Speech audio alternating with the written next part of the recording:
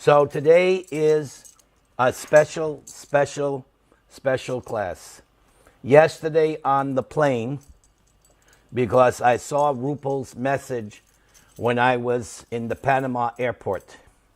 So I said, oh, I have a little time. So from the flight from Panama to LA, I was thinking, what class? And Krishna said, this is the class. So let me explain to you.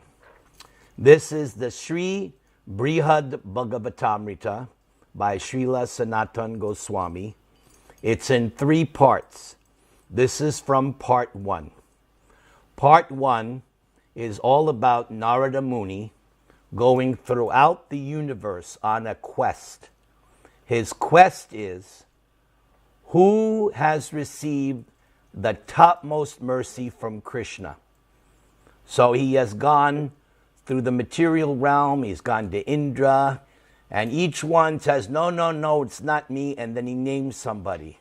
So here, his travels now will take him to Dwaraka, because he has just heard that actually Uddhava has received the topmost mercy.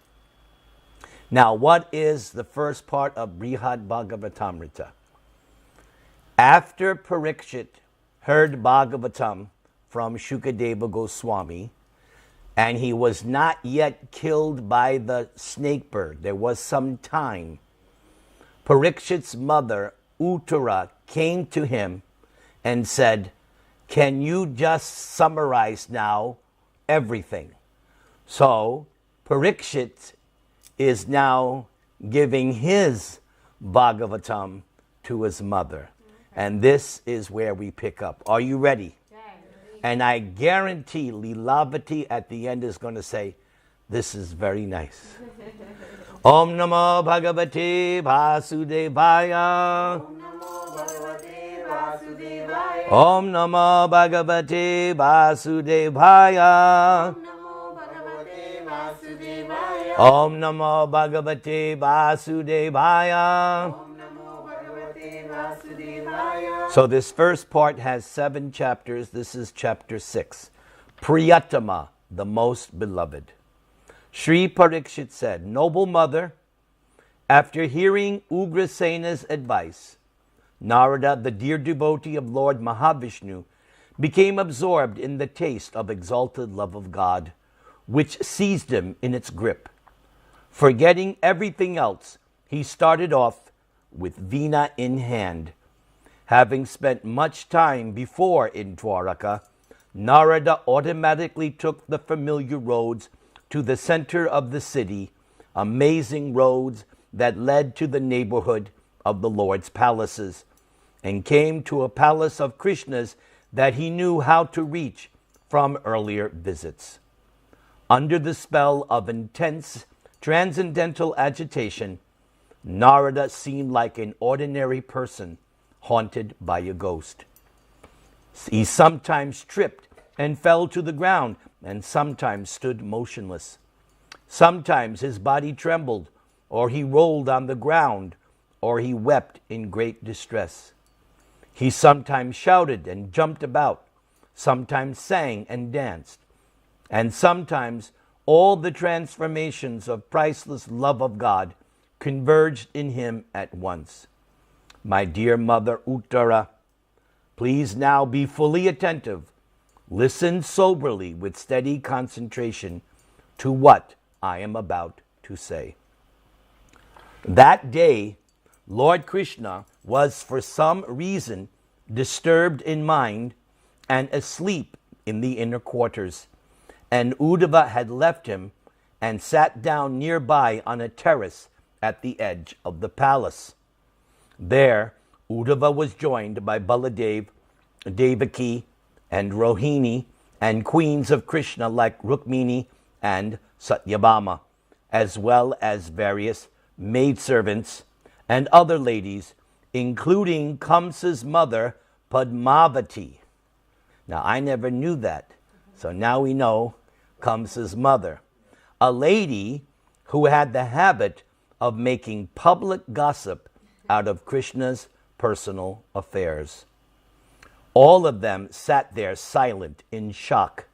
They saw that Sri Narada had arrived and that he was acting strange.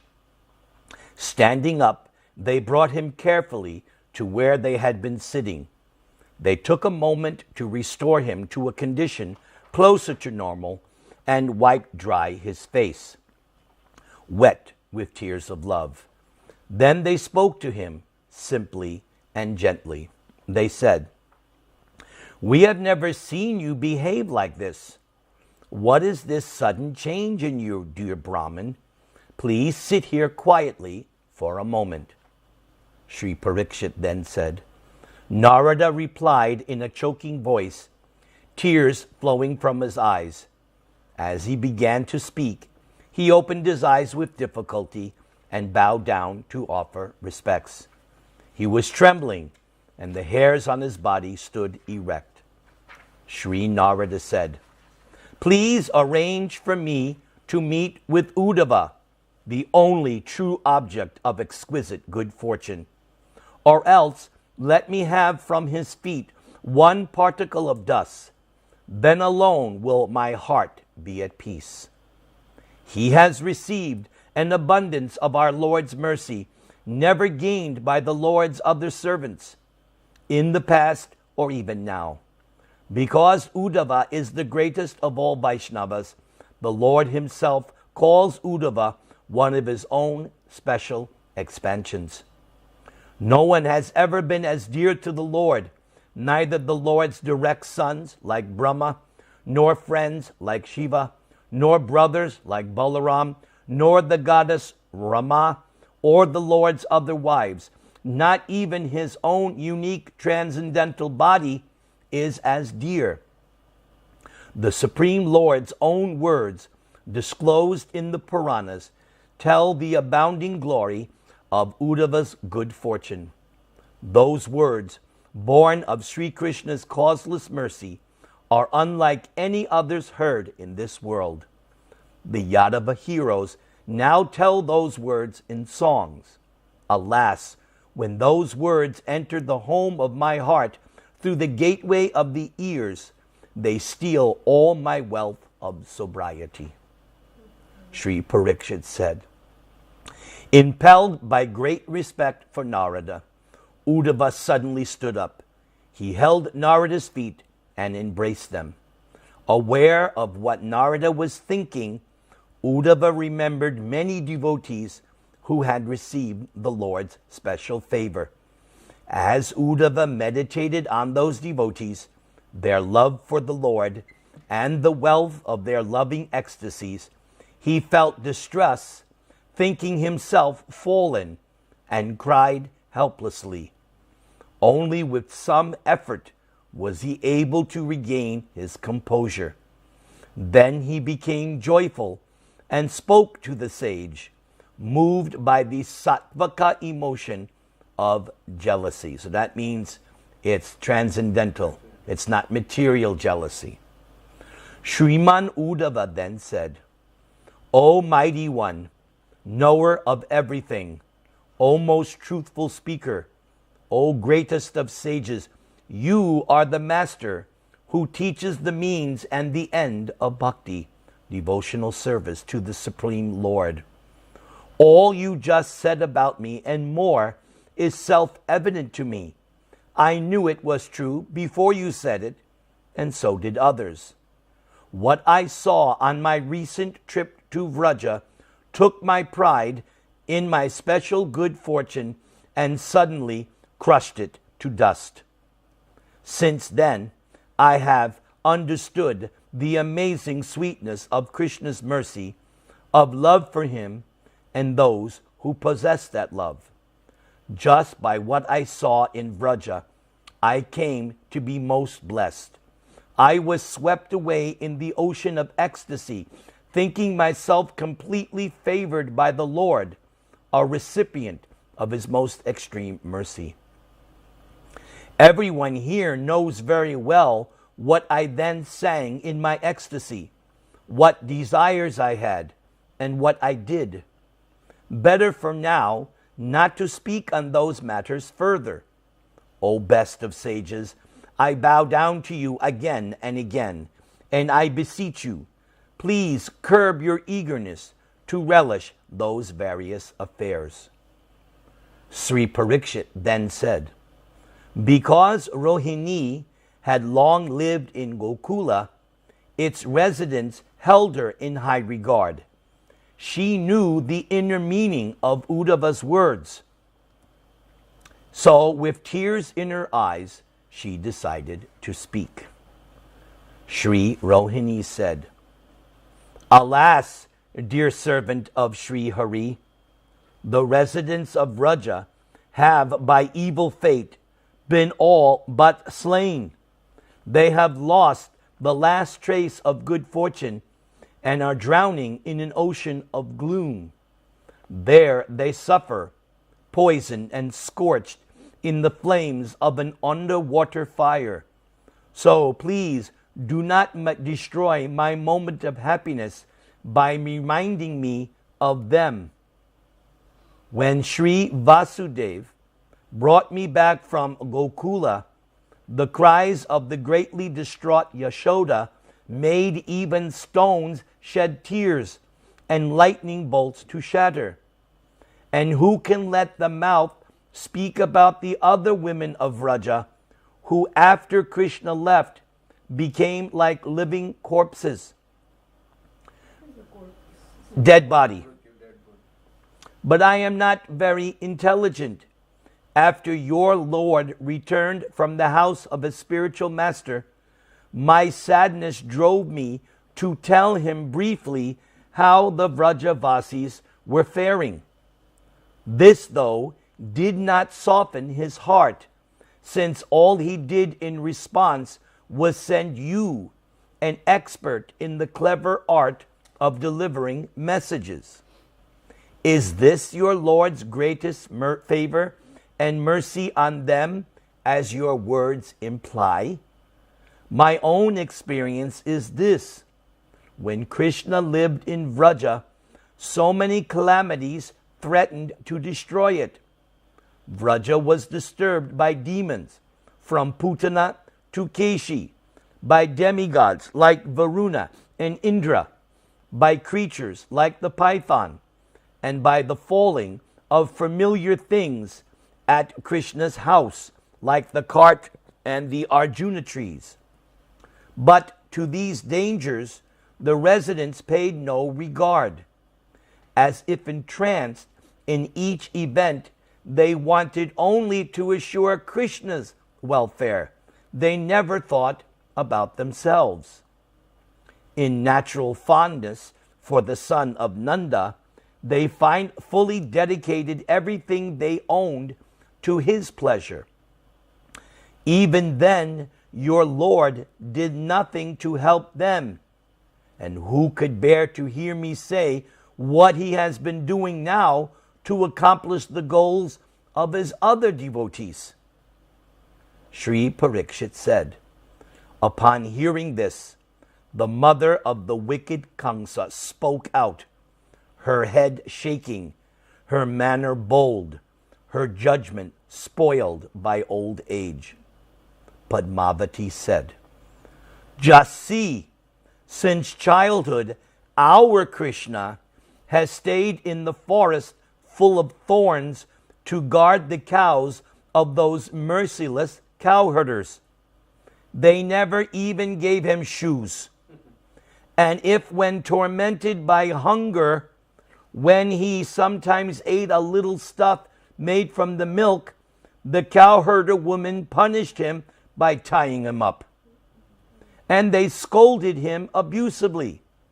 Because he was young, Krishna had no choice but to tolerate all this pain. But what does he have to do for these people now? Sri Parikshit said, Rohini was fully endowed with the gravity of wisdom.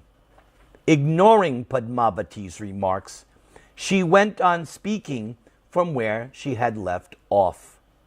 Sri Rohini said, then he went to Sri Mathura, the capital of the Yadus. He killed many enemies, relaxed for a while, and became king of the rulers of kings. Now, honored by countless demigods, whom he sometimes defeated and sometimes helped, this Lord of yours no longer even thinks about the residents of Vraja. Sri Parikshit then said, Krishna's dear queen Rukmini, Bhishmaka's daughter, who always lived in Krishna's heart, found these words unbearable, and so she spoke up. Sri Rukmini said, My dear mother, you do not understand the inner feelings of Krishna at all. His heart is softer than newly churned butter. Why are you saying these things? Just hear from me what I have heard. Now this is where it gets really good. So this is Rukmini. Sometimes at night he says this and that in his sleep. Sometimes in a most sweet voice he utters names as if calling his cows. Sometimes he calls his girlfriends or some of the cowherd boys. And sometimes while asleep he acts as if he were placing his flute to his mouth and assumes his enchanting threefold bending form. While asleep, he sometimes says, Mother, give me some fresh butter. Sometimes he calls out to me, O Sri Radha, O Lalita.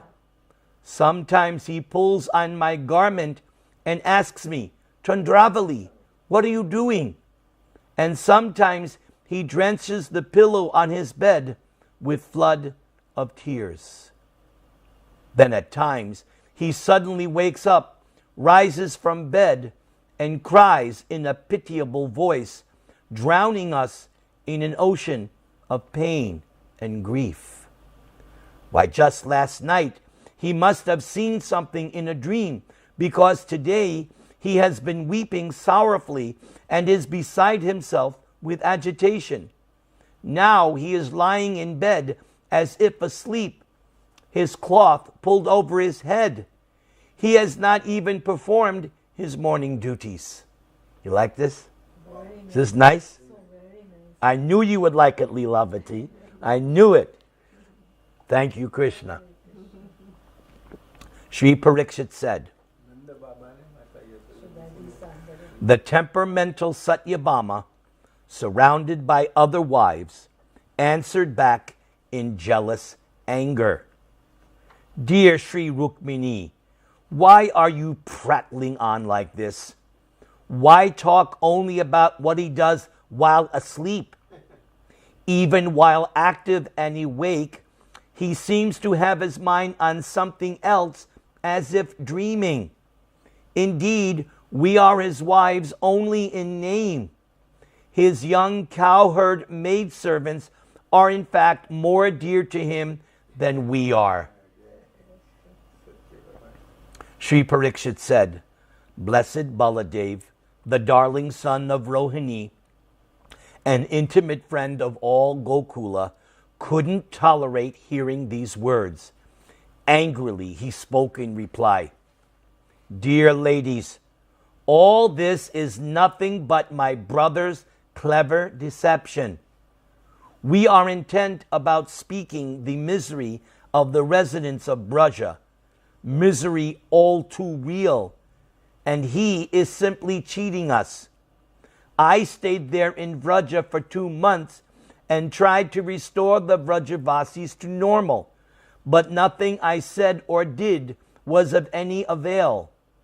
Seeing no other way to achieve my purpose, I made hundreds of promises to them, and with great effort finally consoled them to some extent. Then I managed to pull myself away and hurried back here. I anxiously requested, Krishna, please find some excuse to go to your cowherd village just once and save the lives of the people there. From his own mouth he said, Certainly I shall go, but in his heart he thought otherwise. Indeed, the truth about a person's mind can be known from how he or she acts. Shree Parikshit said, hearing this, the personality of Godhead, who is ruled by the love of those dear to him, suddenly got up from his bed and came outside, loudly weeping. From his fully blossoming lotus eyes rained a flood of tears. With a choking voice, tormented by compassion for others, he spoke as follows. Yes, it is true. My heart is made of solid diamond. It must be so, because it has not yet split in half. Those devotees took care of me for so long, from the very beginning of my childhood, and still I have forgotten all about their exceptional love. Be that as it may, I must somehow do something to help them. I have indeed been cruel to have caused those gentle souls such extreme grief. O brother Uddhava, you know everything, and you are the best of my dear friends. Please tell me at once what I should do. Please lift me from this ocean of distress. Shree Parikshit said, Devaki was loving to her son and was a dear friend to Nanda's wife. She said, you should give your best well-wishers whatever they want. Then, fearing that the kingdom was about to be given away, old Padmavati, the Lord's grandmother, the queen of the Yadu king Ugrasena, gathered her muddled wits and cleverly feigned a joking spirit. To protect her husband's domain, she spoke up again, even though Balaram's mother had snubbed her by ignoring her previous remarks. Invoking eloquence, Padmavati tried to change the mood to bring Krishna, the exclusive shelter of the Yadu dynasty, back to normal. Padmavati said, Krishna, why should you lament? Just listen to my advice. While living 11 years in the home of Nandagopa, you two brothers enjoyed various comforts. For that I swear my husband will repay Nanda twice over. My husband will see to it that Garga Muni calculates the amount to the smallest fraction and delivers it by his own hand. And if Nanda owes you payment for tending his cows, let him pay you or not as he wishes. Shree Parikshit said, as though the personality of Godhead must have heard those words, he pretended he had not.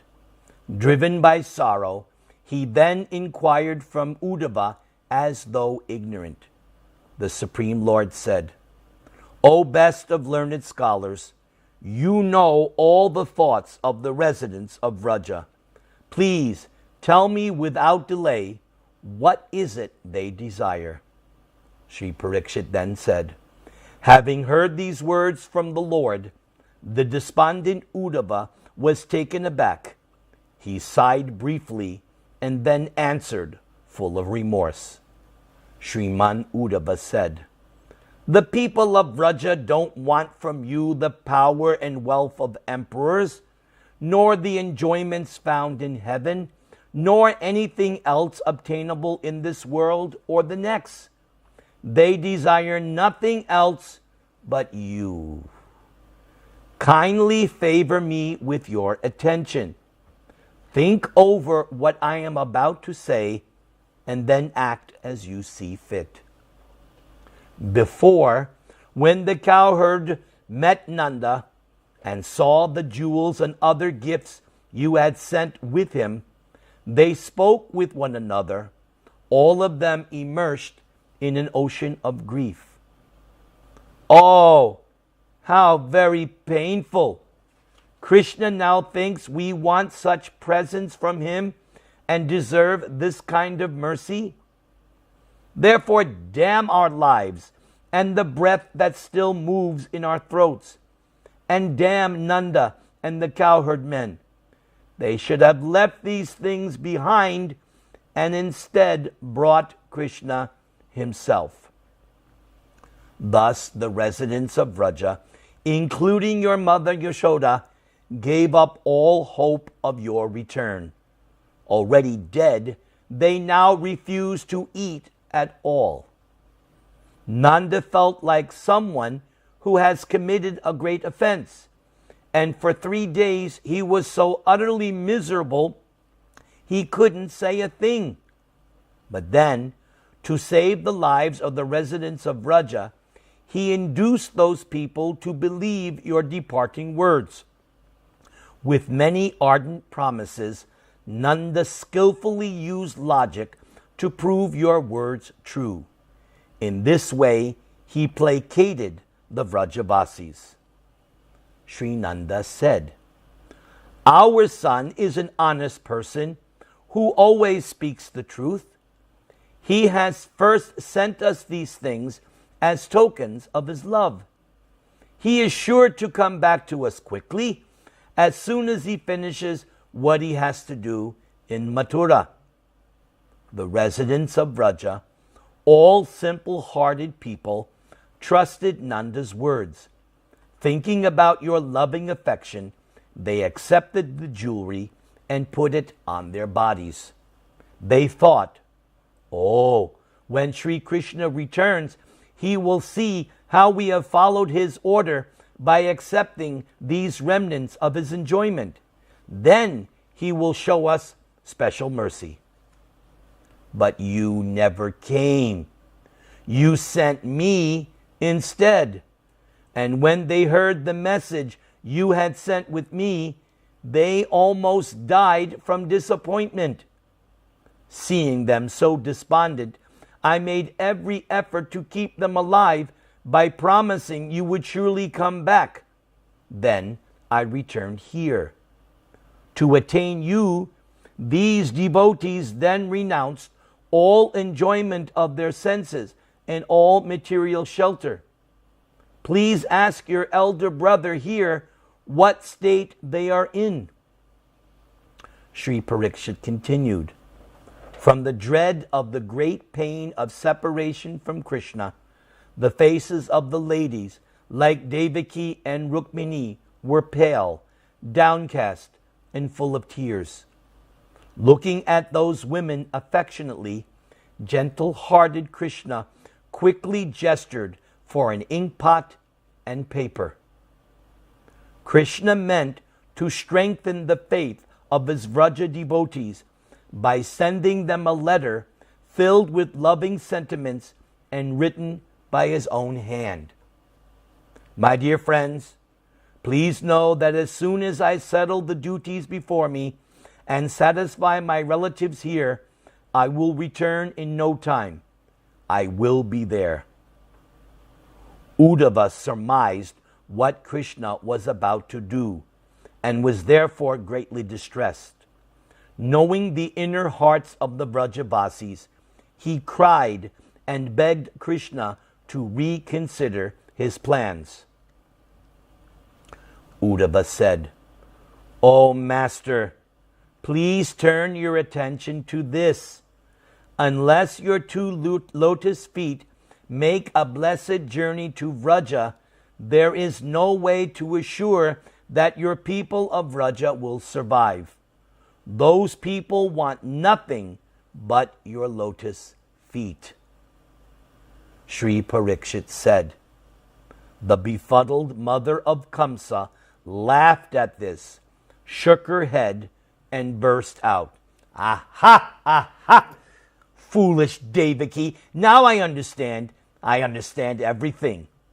With the help of your Uddhava, whom the cowherds have long controlled by gifts of milk goods, those cowherds want to bring Krishna back to the forest.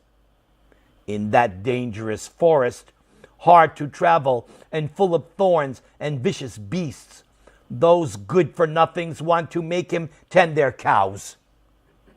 Sri Parikshit said, Balaram's mother Rohini, Yashoda's dear friend, could not tolerate hearing these insults.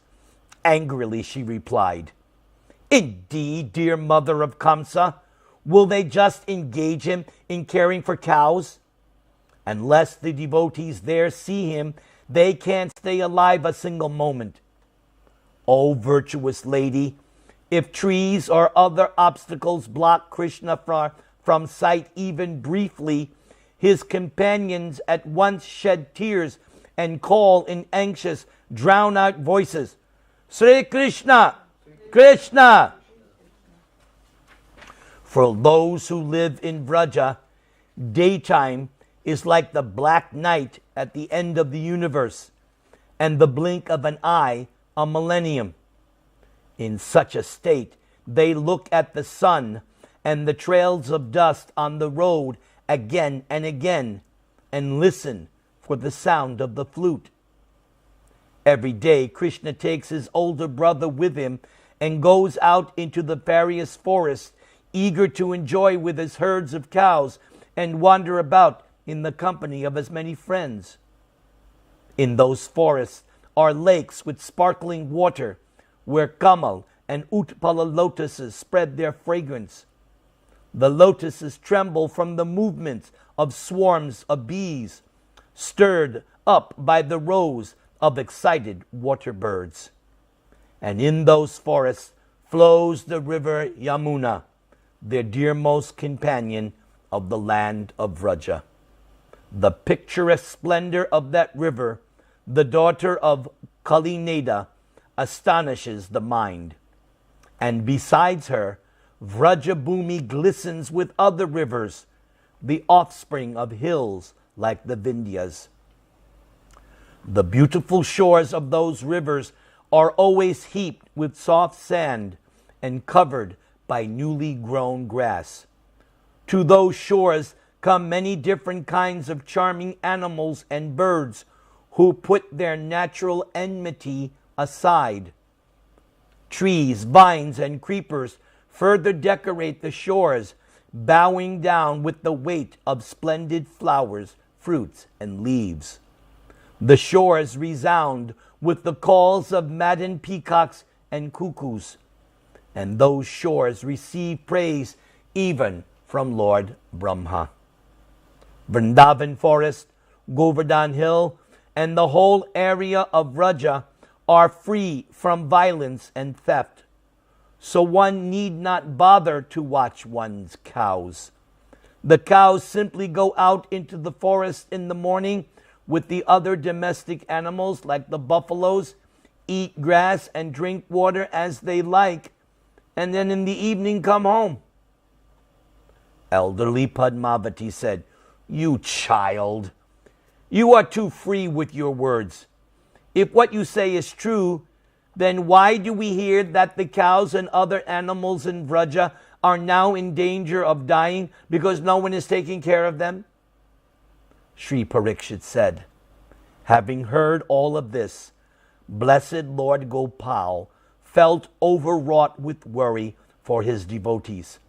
Scorching anxiety dried up his lotus face. He was filled with dread.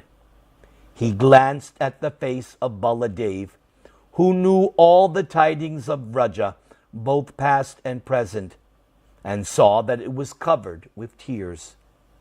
Baladev, the son of Rohini, was unable to keep his composure. Remembering Vraja and understanding his brother's mood, he began crying without control. But then he managed to speak distinctly. Sri Baladev said, Why speak only about the cows, dear Krishna? All the animals in Vraja are your beloved friends, and so also are the birds and the trees, like the bandira and the kadamba.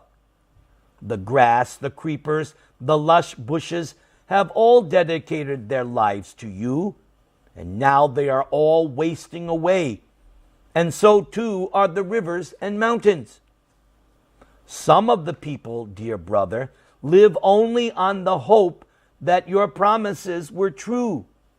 Better you not ask to hear more news than this. I can only tell you that if you don't show your kindness to them soon, Yamaraj will soon show them his. That you rid Kaliya's lake of its poison has only greatened their misery. And please hear of still other reasons for their sorrow. In Vraja, the river Yamuna has turned so dry she hardly has any water. And Govardhan, who when you held him up touched heaven, has now become short. The devotees who relish the nectar of your names cannot die of starvation. Instead, their end will come in a fire in a great dry forest. Shree Parikshit said, having heard this, Krishna, who is gentle by nature and tormented by the sufferings of others, grasped Balaram by the neck and shed a flood of tears, like a person whose life is in ruin. As he cried with loud sobs in his beautiful voice, the tears washed away the cosmetics from his body. My dear mother Uttara, he and Balaram then rolled on the ground and for a moment lost consciousness. Seeing the two lords crying in this unprecedented, lamentable state, all the residents of the inner palace lost control of themselves. Rohini, Uddhava, Devaki, Rukmini, Satyabhama, and all the rest, they all lost control and sobbed again and again. When the Yadus heard the sound of the distressed crying coming from the inner palace, a sound never heard there before, they quickly came running, headed by Vasudev and Ugrasena. The Brahmanas arrived, led by Garga, along with the other people of the city. And when they saw their beloved master in this extraordinary state, as they never had before, they too began to cry, overwhelmed.